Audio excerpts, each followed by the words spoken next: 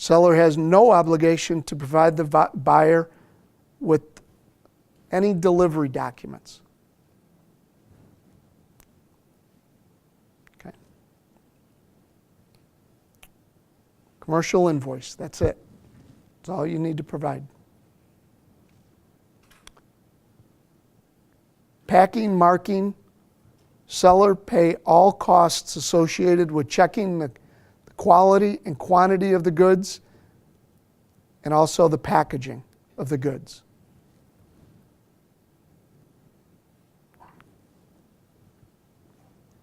Outside of that, it's pretty easy. Ex works for a seller is the easiest term. I didn't say it's the less risky. I said it's the easiest term. Companies use this term because they don't know the risks. I have a question. Yep. When on our paperwork, it'll say X Works, and then say we have a plant in Urbana, Ohio, it'll say X Works, Urbana, Ohio. Should Okay. it actually be the physical address of the plant? Yes. Yes. Now I'm even more confused. And you're going to see why here in a second. Okay. To get the product from your plant to Urbana, who pays for that? Oh, it's made in Urbana. Okay, okay, all right. Okay. But yes, it should say physical address. Okay. All right. On the buyer's responsibility. It's a responsibility to pay for the goods, but that has nothing to do with INCOterms, the timing. That's provided in the sales contract. The buyer is responsible for licenses, securities, customs, formalities. Obtain any export and import license or authorizations and handle all export and import customs formalities. That's what you're telling your buyer to do.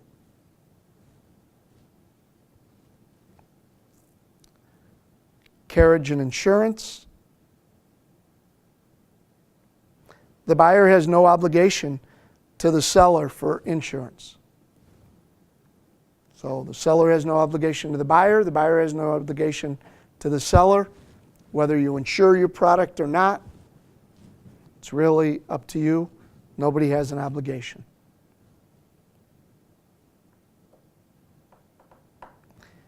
It all depends on when the product changes title, when you have an insurable interest.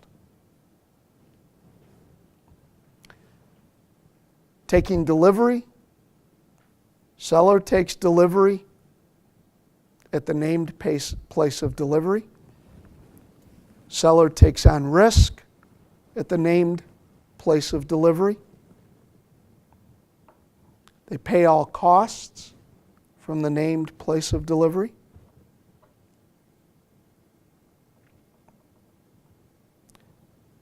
According to a sales contract, the buyer is entitled to specify a time for taking delivery, and this is very important.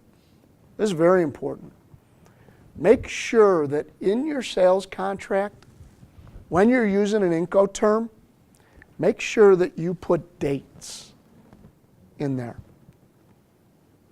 And it might not be real important when you're using Ex Works, but as you see for other terms, they could use you as a warehouse. Okay? If you make your product and you put it in Urbana on the dock and they don't show up for 2 or 3 weeks, you're not going to leave that product sitting right on the dock. You're probably going to put it back into stock. Well, there's a cost to doing that. Okay? So you want to make sure that you say a specific date or within 2 days of notification, or however you do it. The more expensive is in future terms when we talk about if you bring that freight and put it alongside a ship, now it's at the port, and I don't take possession of it for 3 or 4 weeks because I'm using that port as storage. Who's paying the storage? Okay, you are. Well, it depends on what term you use. Okay, I'm going to try and steer you away from that. But keep that in mind. No matter what term you use, you should put dates in there when it needs to be picked up. 24 hours after notification. Okay, or something like that. Any questions? X works.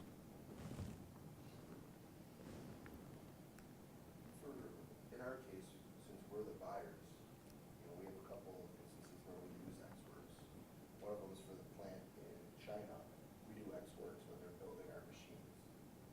That would be acceptable, correct? Where you're controlling it. Correct, we're controlling every aspect. Okay. Our intercompany transfer, so to speak. I still don't like that. Only because, kind of on the flip side, and especially for you, I don't like it for you, Carl, because that's your company in China. See what I'm saying? So what you're telling me is that you know how to deal with the Chinese government better than somebody over there. That's why I don't like that. Okay? So we're going to go to another term here that you might want to think about changing to. Okay?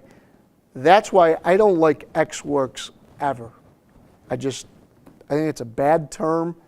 It has, it just has a bad connotation to it. People have different, they think about it in the wrong ways. They think about it being easy. They think about it being less risk. They think about, I've got more control. They think about it just being, it's a domestic sale. It's not. It's not. There's just a misunderstanding there. Okay? Let's go to the next one. And there's not too many, I'll be honest, there's not too many times when I'll really force my personal opinion, but there's 2 INCOterms that I'm really going to push, and I'll tell you why, on my personal side. And X-Works is one of them. And I hope I've given you enough information that you see why I feel the way I do, especially after we go over FCA. Okay? Let's review this term. FCA, or free carrier. Again, named place of delivery. So you could use this term with a named place of delivery. Now let's look at some of the differences between X-Works and FCA. Seller's responsibility. Seller is still responsible to provide the goods, provide the commercial invoice, and provide packaging. Okay, that does not change. Number 2, seller obtains at own risk and cost all required export licenses, documentations, and authorizations, and carry out export formalities and procedures. That now, under FCA, is the seller's responsibility. Carriage and insurance. Seller has no obligation to the buyer. Delivery. Seller has a responsibility to deliver the product at the named place of delivery. Risk of transfer. Seller's responsible for the risk up to the named place of delivery.